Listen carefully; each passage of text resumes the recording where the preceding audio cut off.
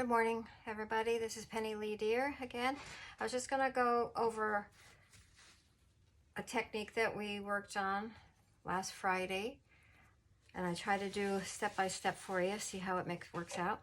This is actually a semi-finished product. What I probably will end up doing, if you look at it from this perspective, potentially it could turn into a fall forest, an autumn scene. Can you see that? Here's another example of what I did. So it's watercolor, brushing, sand, and then we added Sharpies and crayons in this case. Okay.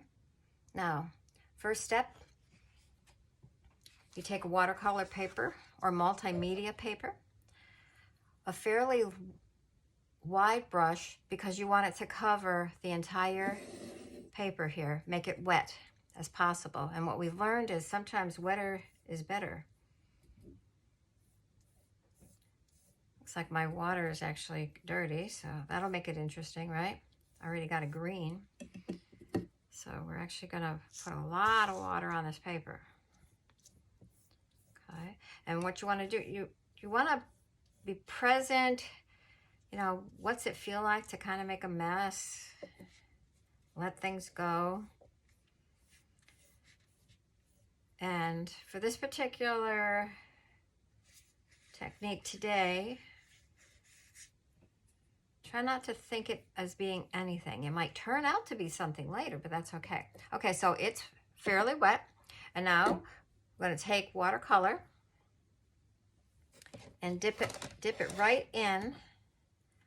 And kind of watch what happens. I've selected a bluish green here. Hopefully I've got enough water here. And what you want to do is just kind of dab it. See how it moves it around because you have enough water there. It'll soak into the paper. I had so much water I had to move it around a little bit. Anyway, so no particular rhyme or reason, just dab it. And it will change as you do it. I'll give you a minute to look at that and see how it's absorbing or not absorbing. Over here it didn't have a whole lot of water, so that's going to be a different technique. All right, this has got too much water, so I'm going to deliberately move it. You see how it's curling up? One of the other things that we did in class was we taped it down so it didn't move. So we learned our lesson there, didn't we? Okay, but even that is a different technique. If you look at it, it's changing things around. All right, let's put on another color. Make sure we have enough water before it disappears on us. How about a bright pink? And some people are very particular about cleaning out their brushes. I personally like to create new colors, so whatever's good for y'all. So here, look at this pretty color, kind of a fuchsia. So it was a pink and this green combined. I want to get a little bit more just to give it some extra color here. And then we're going to go to the next step. The thing about this is you want to make sure that it's still wet when you do this next step. And I'll talk to you here in a minute. It's almost soaking in too much, isn't it? Maybe too much water there.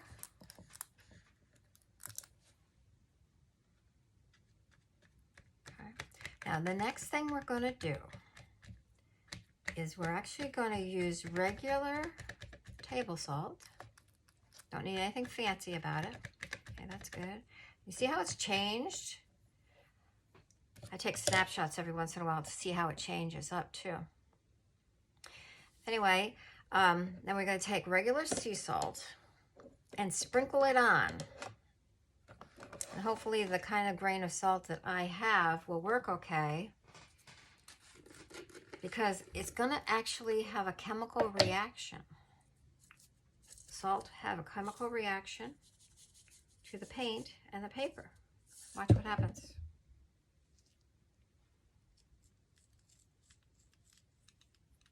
Yeah, this is pretty, it's not as fine as I would have preferred it.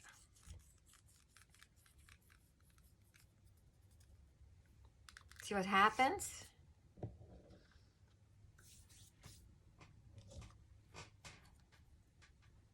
Got too much in all in one clump here. Anyway, I think we might need a little more salt. Just because, right? We're going to do this real quick, and then we're going to let it dry, and then I'll show you a snapshot when I'm done. Kind of messy. Watch the chemical reaction.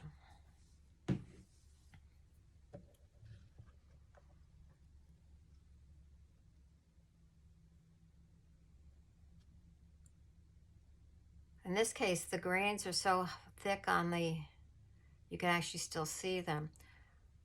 Potentially, they can be scraped right off. The whole thing we were going for is for it to actually change the texture of the product that you come up with.